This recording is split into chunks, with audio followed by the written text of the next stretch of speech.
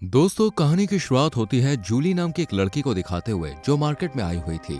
जूली एक कपड़े की दुकान पर जाती है और वहां से एक नई ड्रेस खरीद कर उसे पहन लेती है और फिर वो बाहर आ जाती है। इसके बाद जूली हेयर सैलून जाती है और वहां से एक्सटेंशन लगवाती है और यहाँ से सीधा जाती है एक प्रोफेसर के घर जिसका नाम था एडम। जूली एडम को बताती है कि वो आज तक किसी के साथ इंटीमेट नहीं हुई है, लेकिन आज वो पहली बार एडम के साथ होगी। थोड़ा वक्त मांगता है। जूली कहती है कि जब भी कोई प्रपोजल ठुकरा दे तो ये उसकी बदकिस्मती होती है और मैं तो खुद तुम्हें ऑफर दे रही हूँ। ये सुनकर एडम सैटरडे को आने के लिए कहता है, लेकिन जूली कहती है कि जब तक वो किसी और को देख लेगी, इसलिए आज ही सही टाइम है। एडम भी राजी हो जाता है और उसके क्लोज आ जाता है, लेकिन जूली उसे रोक कर उसे एक ब्रेसलेट पहनाती है और खुद भी एक ब्रेसलेट पहनती है और एडम को इसे ना उतारने के लिए कहती है और फिर दोनों म्यूजिक लगाकर डांस करने लगते हैं। इसके बाद दोनों फिजिकल रिलेशन बनाते हैं। शाम को एडम शहर में घूमते हुए दूसरी लड़कियों के पास जाता है, लेकिन वो किसी को भी खुश नहीं कर पाता। इस बात से एडम भी परेशान हो जाता है। एडम जूली का ब्रेसलेट उतारने की कोशिश करता है, लेकिन उसके मना करने की वजह से रिमूव नहीं करता। एडम परेशान होकर अपने दोस्त को कॉल करता है जो कि एक साइकोलॉजिकल डॉक्टर से मिलने की सलाह देता है और एडम एरिका नाम के एक डॉक्टर से मिलता है। एरिका एडम के सामने टैरो कार्ड रखती है और फिर उसके बारे में बताती है कि वो एक ऐसा शख्स है जो काम से लेकर लड़कियों के साथ रिलेशन रखने में भी अपनी जीत चाहता है, खुद को सबसे ऊपर देखना चाहता है। एरिका को पता चलता है कि वो यहाँ फिजिकल रिलेशन बनाने में प्रॉब्लम फेस करने की वजह से आया है। एरिका ट्रीटमेंट के लिए एडम को एक बाथ टब में ले जाती है और उसे बदन पर एक लिक्विड लगाने के लिए देती है। इसके बाद एडम को बाथ टब से निकलकर उसे अपने साथ क्लोज होने के लिए कहती है। एडम एरिका को अपना लव पार्टनर महसूस करता है और उसके साथ इंटीमेट हो जाता है। अगली सुबह जब एडम की आंख खुलती है तो सामने एरिका कुछ पढ़ाई कर रही होती है। एडम का ब्रेसलेट भी खुल गया था। एडम जल्दी से अपने कपड़े पहनकर यहाँ से चला जाता है। इसके बाद एरिका का बॉयफ्रेंड डिएगो मैसेज करके उसे बुलाता है। एरिका किराए के अपार्टमेंट में उससे मिलने जाती है और दोनों यहाँ पे इंटीमेट होते हैं। इसके बाद डिएगो एरिका को बताता है कि मैं एक लड़की को प्यार करने लगा हूँ। एरिका डिएगो को ब्लू रोजेस देने की सलाह देती है और साथ ही नींबू ले जाने के लिए भी कहती है। अगले दिन डिएगो अपनी क्रश लॉरा को फॉलो करते हुए उसके अपार्टमेंट में चला जाता है और उसे ब्लू रोजेस देता है। एरिका के कहने पर डिएगो ने ब्लू रोजेस और नींबू खरीदे थे, लेकिन वो सिर्फ लॉरा को ही रोजेस देता है। लॉरा भी डिएगो को अंदर बुलाकर रोजेस रख लेती है और कहती है कि पीछा करना एक अपराध है। डिएगो लॉरा को यकीन दिलाता है कि वो उसे सिर्फ जानना चाहता है, वो उसे पसंद करने लगा है। लॉरा यहाँ एक खुलासा करती है और डिएगो को बताती है कि मेरी 3 हार्ट सर्जरीज हुई है और इसके निशान भी चेस्ट पर मौजूद है। मैं किसी से प्यार नहीं कर सकती क्योंकि कोई भी मेरे साथ खुश नहीं रह सकता। इस बात से डिएगो को कोई प्रॉब्लम नहीं होती, बल्कि वो तो कहता है कि निशानों से पता चलता है कि तुमने कुछ खास किया है। डिएगो लॉरा से सिर्फ एक चांस मांगता है और उसे भरोसा दिलाता है कि वो उसे हमेशा खुश रखेगा। लॉरा भी डिएगो की बातों से इम्प्रेस हो जाती है। इसके बाद लॉरा अपनी ड्रेस के बटन ओपन करती है और डिएगो को निशान पर हाथ लगाने के लिए कहती है। डिएगो शुरू में थोड़ा झिझकता है, लेकिन लॉरा के कहने पर वो हाथ लगाता है, लेकिन ये सब लॉरा को अच्छा नहीं लगता, इसलिए वो डिएगो को धक्का देकर खुद से दूर कर देती है और डिएगो अपार्टमेंट से बाहर निकल आता है। डिएगो को लॉरा का ये बिहेवियर कुछ समझ नहीं आता और जब ये बाहर आकर अपनी पॉकेट चेक करता है तो पता चलता है कि ये लॉरा को नींबू देना तो भूल ही गया। ये देखकर डिएगो को लगता है कि कहीं नींबू न देने की वजह से तो लॉरा ने उसे रिजेक्ट नहीं कर दिया। इधर हम लॉरा को देखते हैं जो कि अपने सर्जरी के निशान को देखती है और फिर अपनी ड्रेस बदलकर एक व्हाइट ड्रेस पहन लेती है और शहर में घूमने निकल जाती है। घूमते वक्त लॉरा की नजर एक शीशे की खिड़की पर पड़ती है जिसमें वो अपने आप को बहुत गौर से देखती है और अपनी तारीफ भी करती है।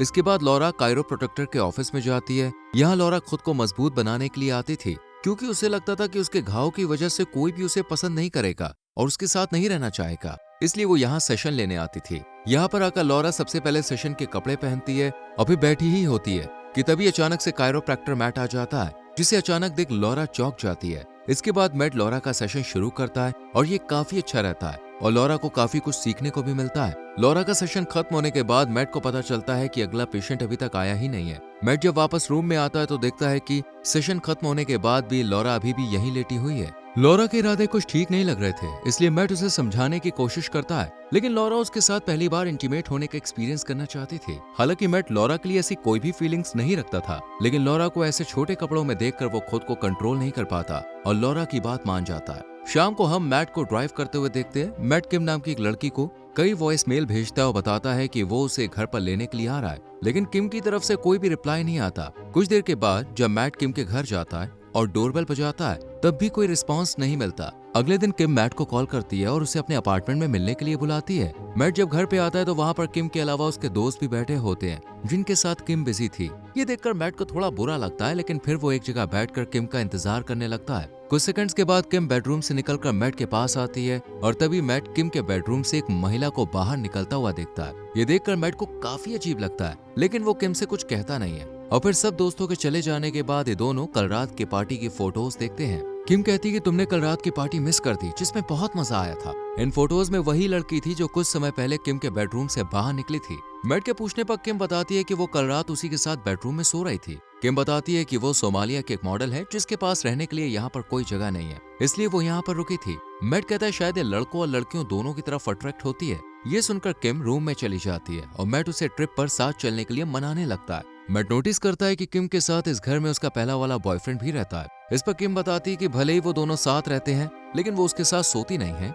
दोनों के बीच थोड़ी लड़ाई होने लगती है, लेकिन फिर मैट मूड चेंज कर लेता है और किम के क्लोज आकर उसे किस करता है। इसके बाद दोनों एक साथ शावर लेते हैं और एक रोमांटिक मोमेंट एंजॉय करते हैं। लेकिन अभी भी मैट के दिमाग में वही मॉडल घूम रही थी जिसके साथ किम कल रात सोई थी। ये देखकर किम को बहुत गुस्सा आता है। किम कहती है कि मैं पार्ट टाइम एक्ट्रेस का भी काम करती हूँ, मुझे लड़कों के साथ भी काम करना पड़ता है। रात को किम एक स्विच बोर्ड ऑपरेटर की जॉब करती है और अपने कस्टमर जूलियन से बात करती है। जूलियन कहता है कि मैं तुम्हें कल देखना चाहता हूँ क्योंकि कल मेरा इस शहर में आखिरी दिन है। लेकिन किम मना कर देती है और कहती है कि हम इस फोन कॉल पर बात नहीं कर सकते क्योंकि कल रात भी हमारी कॉल 1 घंटे से ज्यादा चली थी।